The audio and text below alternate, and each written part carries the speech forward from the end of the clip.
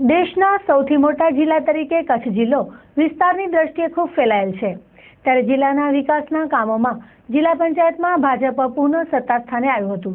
ત્યારે આજરોજ જિલ્લા પંચાયતના પદાધિકારીઓની નિમણૂક માટે પંચાયતના સભાગૃહમાં બેઠકનું આયોજન કરવામાં આવ્યું હતું, જેમાં પ્રમુખ, ઉપપ્રમુખ, કારોબારી ચેરમેન, શાસક પક્ષના નેતા અને દંડક સહિતના પદોના પદાધિકારીઓની નિમણૂક અંગે ચૂંટાયેલ જનપ્રતિનિધિઓ પાસેથી સહમતિ માંગવામાં આવતા અગાઉથી ભાજપ દ્વારા જાહેર કરવામાં આવેલ નામો પર મહોર મારવામાં આવી હતી। કચ્છ જિલ્લા પંચાયતના પ્રમુખ પદે માધાપર બેઠકના શ્રીમતી કૌશલાબેન માધાપરિયાની વરણી કરવામાં આવી હતી। ઉપપ્રમુખ પદે લક્ષ્મણસિંહ સોઢા, કારોબારી ચેરમેન તરીકે નારાયણપર પંચાયતી બેઠકના ભીમજીભાઈ જોધાણી, શાસક પક્ષના નેતા તરીકે છાયાબેન ગઢવી અને પક્ષના દંડક તરીકે નવીનભાઈ જરૂરની વરણી કરવામાં આવી હતી।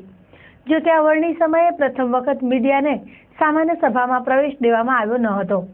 ખાસ કરીને જ્યારે કારોબારીની બેઠક પણ ઓપન રીતે યોજવાની વાતો રાજ્ય સરકારના મંત્રીઓ કરી ચૂક્યા હોય, ત્યારે સામાન્ય સભા પણ બંધ બારણે યોજવા પાછળનું ગણિત ન સમજાય તેવું છે। જો કે ચૂંટાયેલા સદસ્યોએ આ અંગે ખેદ વ્યક્ત કરીને તેમની નિમણૂક બાદ હવે કચ્છના વિકાસની ખૂટતી કડીઓ પૂરી કરવાની વાત કરી હતી। ખૂબ આનંદની લાગણી અનુભવું છું અને સૌથી મોટો આભાર હું માનનીય આનંદીબેન પટેલનો માનું છું।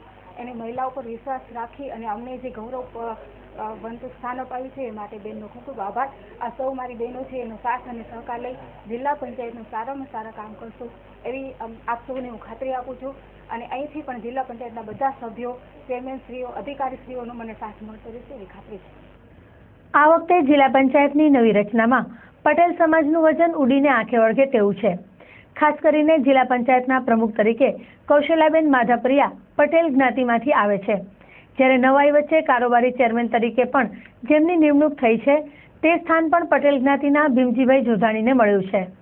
આમ એક રીતે જોવા જઈએ તો કચ્છ જિલ્લા ભાજપ દ્વારા જિલ્લા પંચાયતમાં હોદ્દેદારોની વરણીમાં ખાસ તકેદારી રાખવામાં આવી છે અને પટેલ જ્ઞાતિનું વજન પણ વધુ પડ્યું છે।